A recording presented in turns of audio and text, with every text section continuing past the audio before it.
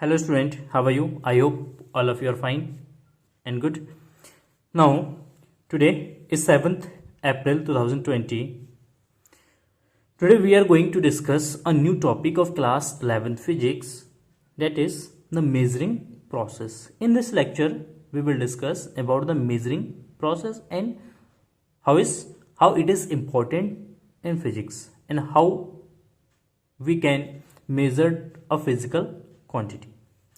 तो बेसिकली जैसे आप क्या करते हैं, जब भी आप मार्केट जाते हैं कुछ भी सामान लेने, तो आपने क्या ऑब्जर्व किया होगा कि जब भी आप कोई भी चीज़ परचेज करते हैं तो उस चीज़ को परचेज करने के लिए जो शॉपकीपर होता है वो आपको जब देता है तो वो मेज़र करके देता है. जैसे फॉर एग्जांपल अगर आपको शुगर लेने जाना है किराना स्टोर पे, तो किराना स्टोर वाला क्या करता है, शुगर जैसे आपको 1 kg अगर शुगर चाहिए तो क्या करता है 1 kg वो मेज़र करके देता है. और मेज़र करने के लिए आपने देखा होगा वो हमेशा एक स्टैंडर्ड चीज़ का यूज़ करता है जिसको हम वाट कहते हैं ना. तो 1 kg के वो वाट का यूज़ करते हैं मेज़र करने के लिए, वो एक स्टैंडर्ड वैल्यू है, ठीक है ना. या जैसे आप गोल्ड स्मिथ के पास जाते हैं गोल्ड परचेज करने के लिए, तो उनके पास भी एक बैलेंस होता है, ठीक ना. उसके थ्रू वो क्या करता है मेज़र करके देता है. तो उनके पास भी एक स्टैंडर्ड होता है 1 ग्राम 2 ग्राम 3 ग्राम, ठीक ना, 10 ग्राम का, ठीक ना, या उससे भी कम मेजरमेंट का उनके पास क्या होता है, कुछ स्टैंडर्ड बार्स होते हैं, ठीक है. तो मतलब हम जब भी किसी भी चीज को मेजर करते हैं तो उस मेजर करने के लिए, उस चीज को मेजर करने के लिए कोई ना कोई हम एक स्टैंडर्ड अमाउंट्स या स्टैंडर्ड यूनिट का यूज करते हैं जिसमें हमें उसको मेजर करना होता है. तो measurement basically the measurement of a physical quantity is a process of comparing. हम क्या करते हैं, कंपेयर करते हैं, comparing this quantity with a standard amount of the physical quantity of the same kind, it's called its unit. The measurement of a physical quantity is the process of comparing. ये एक process है compare करने का. This quantity with a standard amount, compare किससे करते हैं, एक standard amount से उसकी कंपेयर करते हैं of the physical quantity of same kind. और जो स्टैंडर्ड अमाउंट होता है तो उस स्टैंडर्ड अमाउंट को हम यूनिट कहते हैं, ठीक ना. 1 यूनिट, वन यूनिट्स मीन्स जैसे 1 kg, 1 kg. जब हम kg की बात करते हैं इट मीन्स 1 kg. जब हम मीटर की बात करते हैं तो इट मीन्स 1 मीटर. अगर हम मान लेते हैं 1 मीटर क्यूब की बात करते हैं तो metre cube is a unit, it means 1 metre cube. तो जब भी हम किसी भी चीज को मेजर करेंगे तो उसको यूनिट्स में मेजर करते हैं. और यूनिट्स का मीन्स होता है it is a standard amount of a physical quantity which is defined by a standard organisation, ठीक ना. तो ये 1 मीटर है, 1 kg है, 1 सेकेंड है, इसको स्टैंडर्ड यूनिट जो IUPAC जो है उन्होंने इसको बनाया है, ठीक है. एक स्टैंडर्ड उन्होंने बना रखा है. तो उस स्टैंडर्ड यूनिट्स, स्टैंडर्ड अमाउंट को हम क्या कहेंगे, यूनिट कहेंगे. तो बेसिकली जब भी किसी भी चीज को मेजर करते हैं, किसी भी फिजिकल क्वांटिटीज को मेजर करते हैं तो इसके 2 थिंग्स होते हैं. There are 2 things to measure a physical quantity which is now to express the measurement of physical quantity to need to know 2 things. First the unit and second the numerical value. Numerical value और magnitude.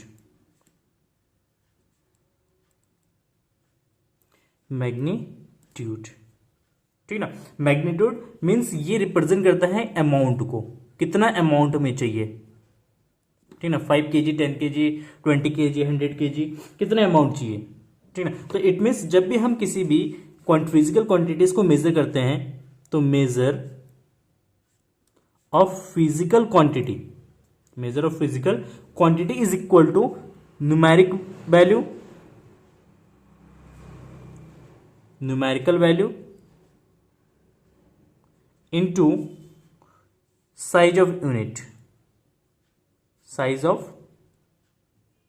Unit, ठीक है.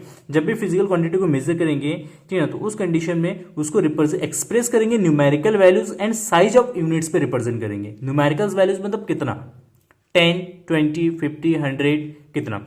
Unit size of units मतलब किस unit में उसको major कर रहे हैं, किस यूनिट में उसको मेजर कर रहे हैं। जैसे मीटर में मेजर कर रहे हैं, सेंटीमीटर में मेजर कर रहे हैं, या मिलीमीटर में मेजर कर रहे हैं, या किलोमीटर में मेजर कर रहे हैं, या जैसे अगर मास को मेजर करें तो उसको ग्राम में मेजर कर रहे हैं, किलोग्राम में मेजर कर रहे हैं, है ना, किस चीज में मेजर करें, वो साइज ऑफ यूनिट होता है। तो अगर न्यूमेरिकल्स वैल्यूज को अगर हम किससे रिप्रेजेंट करें, एन से, और यूनिट को यू से रिप्रेजेंट करें, then it means the measure of physical quantity Q is equal to N into U, that is equal to constant होता है ये, ठीक है ना। Let mass of a object, mass of a object is equal to, let कर लेते हैं, that is equal to 5 kg, ठीक है ना। तो 5 kg और means we can say it is equal to 5000 gram, it is equal to 5000 ग्राम। तो 5 kg और 5000 ग्राम, तो इसमें से हमें ये क्लियरिफाई हो जाता है कि यूनिट जितना छोटा होगा, यूनिट जितना छोटा होगा उसका न्यूमेरिकल वैल्यू उतना बड़ा होगा। It means we can see from this example that unit numerical value n is proportional to unit, numeric value या numerical value is proportional to 1 by unit.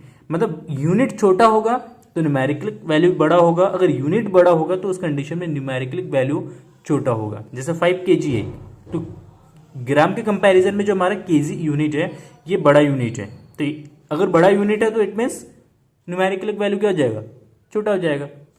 तो that is reciprocal of U. It means here we can say N into U, अगर N और U की multiply करेंगे that is equal to जाएगा constant. तो हमेशा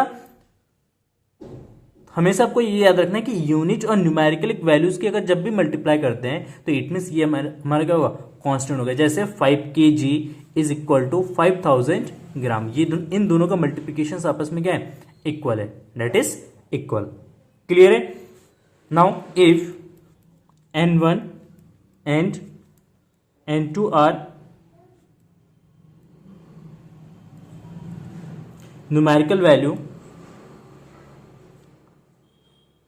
for a physical quantity,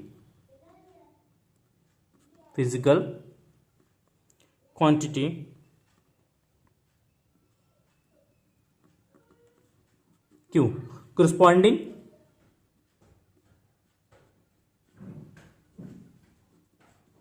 to the units u1 and u2. Let n1 n2 are the numerical values for a physical quantity q corresponding to the units u1 and u2, then we can say कि n1 into u1 is equal to n2 into u2, that is equal to constant, है ना, या equal to लिख सकते n3 u3 equal to n4 u4, जितने भी units होंगे सारे यूनिट्स आपस में क्या हो जाएंगे, इक्वल हो जाएंगे। जैसे we can say just like we can say that 5 metre that is equal to 500 centimetre that is equal to 5000 millimetre. Clear ना। तो ये सारे जो मल्टीप्लिकेशन ये आपस में क्या हो जाएंगे, इक्वल हो जाएंगे। तो यूनिट जितना छोटा होता जाएगा हमारा न्यूमेरिकल वैल्यू उतना बड़ा होता जाएगा। तो हमेशा आपको ये याद रखना है कि n is proportional to u और we can say u is proportional to n। Clear. I hope आपको यहाँ पे इस लेक्चर्स में ये समझ में आया होगा कि द मेजरिंग प्रोसेस क्या है, किसी भी फिजिकल क्वांटिटी को किस तरीके से मेजर किया जाता है, ठीक है ना। किसी भी फिजिकल क्वांटिटी को मेजर करने के लिए उसको एक स्टैंडर्ड यूनिट के साथ हम कंपेयर करते हैं। हमेशा जब भी आप शॉप में जाते हैं तो आपने देखा होगा, जब भी किसी भी चीज़ को मेजर करते हैं, जैसे क्लॉथ लेने जा रहे हैं 1 मीटर 2 मीटर, तो वो भी एक स्केल से क्या करते हैं, मेजर करके देते हैं। जब आप कोई भी लिक्विड लेने जाते हैं, लिक्विड फॉर्म में जैसे मान लेते हैं ऑयल लेने जाते हैं, तो ऑयल भी आपको जब मिलता है तो ml में मिलता है, वो भी एक स्टैंडर्ड वैल्यू होता है कि 100 ml 500 ml। तो 100 ml या 500 ml या 1000 ml जिसको हम 1 लीटर कह रहे हैं, तो 1 लीटर एक स्टैंडर्ड वैल्यू है जिसको हमने मेजर कर रखा है, ठीक है। तो ये हो गया हमारा measuring process. Thank you for watching this video and have a nice day. Hello student, how are you? I hope all of you are well and good. Today we are going to discuss a new topic of class 11th physics. Today's topic is physical units and characteristic of physical unit. In this lecture we will discuss about physical units and what is the characters of physical unit and what should be characters of a physical units. In our previous lectures we also discussed about the measuring process of a physical quantities. In those lecture we also discuss about unit. Now what is a physical unit? Basically physical unit, the standard of a physical quantity chosen to measure the physical quantity of a some same kind is called a physical unit. Basically physical quantity का एक standard amount जिसका use हम करते हैं same kind के physical quantities को major करने के लिए.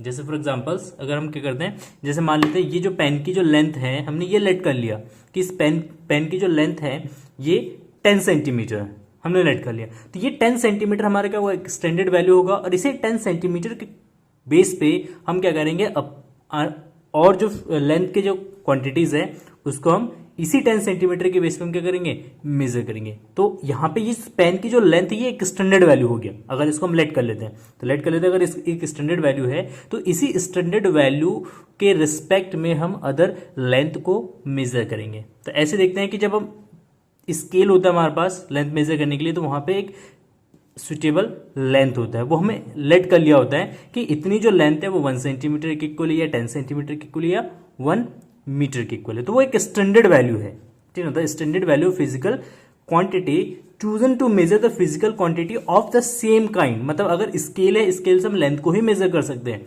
स्केल से हम मास को मेजर नहीं कर सकते. अगर हमारे पास मास मेजर करने के लिए कोई भी बात है तो उसके हेल्प से हम ओनली क्या कर सकते हैं, मास को ही मेजर कर सकते हैं. या जैसे हमारे पास 1 लीटर का कोई भी एक वेसल है, ठीक ना, तो उस 1 लीटर वेसल से हम क्या कर सकते हैं, ओनली लिक्विड को ही मेजर कर सकते हैं, अदर क्वांटिटीज को हम मेजर नहीं कर सकते. इसलिए कह रहे हैं कि सेम काइंड ऑफ क्वांटिटीज को मेजर करने के लिए जो स्टैंडर्ड वैल्यू हम यूज करते हैं उस स्टैंडर्ड वैल्यू को या उस स्टैंडर्ड अमाउंट को हम फिजिकल यूनिट्स कह रहे हैं. तो physical units, the standard of physical units chosen to measure the physical quantity of the same kind is called a physical unit. Now next, characteristic of physical units. What is the characters of physical unit? तो first it should be well defined. तो first of all ये जो है unit, जो standard value हम late कर रहे हैं किसी फिजिकल क्वांटिटीज को मेजर करने के लिए, वो स्टैंडर्ड अमाउंट जो है वो वेल डिफाइंड होनी चाहिए, ठीक है ना, और वो एक्सेप्टेबल होनी चाहिए. तो first of all it should be well defined. Next it should be convenient. Convenience mean कि उसका जब हम यूज करते हैं, जब भी उससे स्केल का हम यूज करेंगे, चाहे वो मीटर स्केल हो, थर्मोमीटर्स हो या आपका लिक्विड को मेजर करने के लिए कोई भी वेसल्स हो, उस वो जो है कन्वीनियंट फॉर्म में होना चाहिए. कन्वीनियंट फॉर्म्स मीन्स कि उसकी लेंथ ना तो बहुत ज़्यादा होनी चाहिए, उसका साइज ना तो बहुत ज़्यादा होना चाहिए, ना ही बहुत स्मॉल होना चाहिए, ठीक है ना. क्योंकि अगर साइज, जैसे मान लेते हैं अगर हमारे पास कोई स्केल है और उसके स्केल की लेंथ बहुत ज़्यादा है, 10 मीटर का एक स्केल है, तो 10 मीटर का अगर कोई भी स्केल होगा, रॉड होगा, तो उसको कहीं पे भी रखना, उसको कैरी करना, वो हमारे लिए क्या होगा, बहुत ही डिफिकल्ट होगा. तो इसलिए कह रहे कि जो यूनिट्स हम बनाएंगे या यूनिट्स बनाने के लिए जो हमारे पास डिवाइसेस होंगे वो मोर कन्वीनियंट होना चाहिए. It should be convenient. Next it should B not change with time, ठीक ना.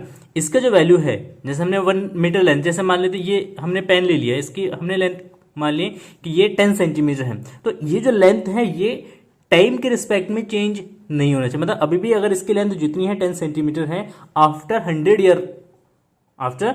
Year its length should be 10 centimetre, ठीक ना. तो टाइम जैसे जैसे स्पेंड होता है उसके हिसाब से इसके लेंथ में कोई चेंज नहीं होना चाहिए. हम कहते हैं कि इसका वेट जो है वो 10 ग्राम है, ठीक है ना, तो इसका वेट भी टाइम के रिस्पेक्ट में चेंज नहीं होना चाहिए. तो कोई भी अब फिजिकल क्वांटिटीज हम बनाते हैं, कोई भी फिजिकल क्वांटिटीज को मेजर करने के लिए जो स्टैंडर्ड वैल्यू बनाते हैं, स्टैंडर्ड अमाउंट बनाते हैं, वो टाइम के रिस्पेक्ट में चेंज नहीं होना चाहिए. It should B not change with time.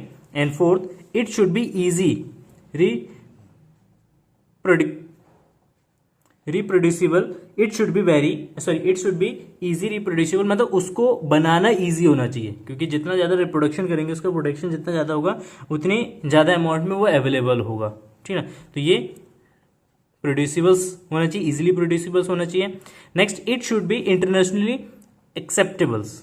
तो इसका जो बात, ये जो नेक्स्ट है कि हमारा जो यूनिट है, स्टैंडर्ड यूनिट्स है, ठीक है, ये नेशनली एक्सेप्टेबल होना चाहिए। ऐसा नहीं कि अलग अलग कंट्री ने अलग अलग टाइप के स्टैंडर्ड बना रखा होगा। तो इससे होगा क्या कि मान लेते हैं कि अमेरिका का स्टैंडर्ड अलग है, इंडिया का स्टैंडर्ड अलग है, तो उस कंडीशन में दोनों कंट्री के बीच में जब कोई भी ये चीज़ों का एक्सचेंज होगा तो उसमें बहुत सारे डिफिकल्टीज हम फेस करेंगे।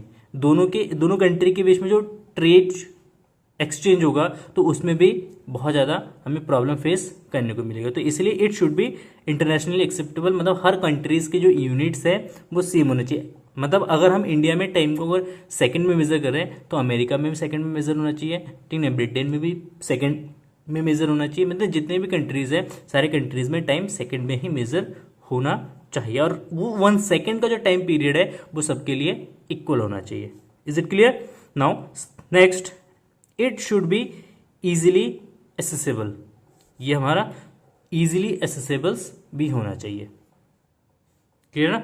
इट शुड बी इजीली एसेसेबल्स, मतलब हर टाइम ये अवेलेबल होना चाहिए। ऐसा नहीं कि यूनिट, जैसे मान लेते हैं अगर एक ब्लेज में अगर एक स्केल है मेजर करने के लिए, ठीक ना, तो एक इंच टेप है, एक ही है पूरे गांव में, तो इसके लिए क्या होगा कि उस इंच टेप को पाने के लिए लोगों को वेट करना पड़ेगा बहुत टाइम तक। इससे क्या होगा, उनका टाइम वेस्ट होगा। लेकिन अगर सबके पास अवेलेबल होगा इंची टेप या किसी भी मास को मेजर करने के लिए उसके बाट वगैरह जो भी इंस्ट्रूमेंट चाहिए होता है वो अगर इजीली अवेलेबल होगा तो किसी को वेट नहीं करना पड़ेगा, ठीक है ना। तो इट शुड बी इजीली एसेसेबल्स। तो नेक्स्ट ये इजीली एसेसेबल्स होना चाहिए, ठीक है ना। It's a physical unit and characteristic of physical unit. It's a homework for you, make a note, ठीक है ना। इसके आपको क्या करना है, नोट्स बनाने। जो भी मैं आपको टॉपिक पढ़ाता हूँ रोज, उन सारे टॉपिक्स को आप अपने फेयर नोटबुक में नोट करेंगे। क्लियर है? Thank you for watching this video and best of luck. Hello student, how are you? I hope you are quite well. Student, today we are going to discuss a new topic of class 11 physics, that is types of physical unit. In a previous lecture we have discussed about the physical unit and their characteristics. Today we are going to discuss there are types of physical units. So student, there are two types of physical unit. First is fundamental physical unit and second is derived physical unit, or we can say derived units. Fundamental units and derived units. So what is a fundamental units? We know that there are 7 fundamental quantities, that is length, mass, temperature, electric current, luminous intensity and amount of substances. The unit of fundamental physical quantities is also known as the fundamental units. Now, the definition of fundamental units is the physical units which can neither be derived from one another nor they can be further resolved into more simpler units are called fundamental units. Clear?